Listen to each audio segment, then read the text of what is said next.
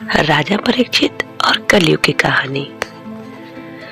राजा परीक्षित का विवाह उत्तर के राजकुमार की बेटी इरावती से हुआ था।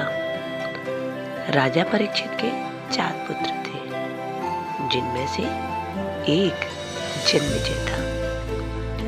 राजा परीक्षित ने गंगा नदी के किनारे 4 अश्वमेध यज्ञ किए थे। उनके गुरु कृपाचार्य थे। जब पांडव महाभारत के बाद स्वर्ग चले गए, तब परीक्षित ने उनका कार्यभार और शासन संभाला। एक दिन की बात है, राजा परीक्षित जंगल में सैर करने गए। सैर करते करते वे बहुत आगे निकल गए और बहुत ही थक चुके थे। पानी की तलाश में वो इधर उधर घूम रहे थे। रास्ते में उन्हें ऋषि शमीक का आश्रम दिखा। वो ऋषि शमीक के आश्रम चले गए। राजा परीक्षित को बहुत तेज प्यास लगी थी। वो आश्रम गए और ऋषि शमीक को देखा और उन्होंने उनसे पानी पिलाने का आग्रह किया। ऋषि शमीक घोर तपस्या में लीन थे। राजा परीक्षित के कई बार कहने के बावजूद ऋषि शमीक अपनी तपस्या में लीन थे, तो उन्होंने राजा परीक्षित की बात नहीं सुनी। राजा परीक्षित उन्हें बार बार प्रणाम कर रहे थे, लेकिन ऋषि पर उनका कोई असर नहीं पड़ रहा था। इस पर राजा परीक्षित बहुत नाराज हुए और उन्हें एक मरा हुआ सांप वही दिखाई पड़ा। गुस्से में वह सांप उन्होंने ऋषि शमीक के गले में डाल दिया और वहां से निकल आए। आश्रम में उन्हें बहुत सारे शिष्य दिखाई दिए, जिनमें से एक ऋषि पुत्र श्रृंगी भी थे। उन्होंने कहा, राजन, आप मेरे पिताजी से मिल लीजिए। तब राजा परीक्षित ने कोई जवाब नहीं दिया और गुस्से में वहां से चले गए।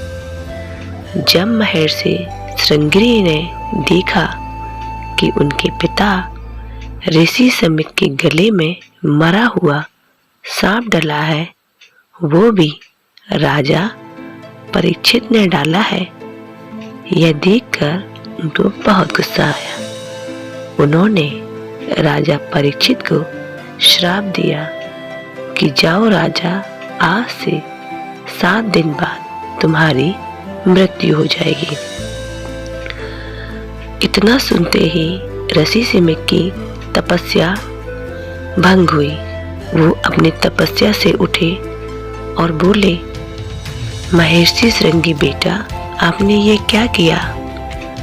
तुम्हें तो पता है राजा बहुत ही नेक दिल और न्यायप्रिय राजा है, लेकिन कलयुग की शुरुआत उन्हीं से होनी है। कलयुग उन पर हावी था, जिस कारण उन्होंने ऐसा किया है।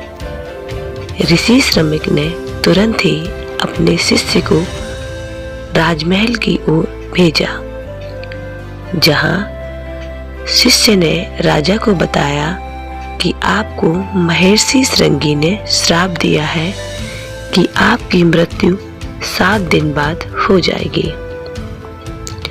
राजा ने यह सुनकर अपना राजपाट सभी त्याग दिया और राजगद्दी पे अपने पुत्र जन्मेजय को बिठा दिया और खुद राजसी वस्त्र त्याग कर चीर धारण करके गंगा तट पर बैठ गए और भगवान श्री कृष्ण की भक्ति में स्वयं को लीन कर लिया।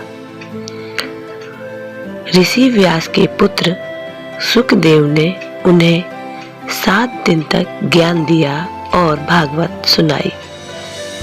7वें दिन तक्षक ने एक ब्राह्मण का रूप धारण करके राजा परीक्षित के सामने गए और उन्हें डस लिया। जिस समय राजा परीक्षित की मृत्यु हुई वह 96 वर्ष के थे।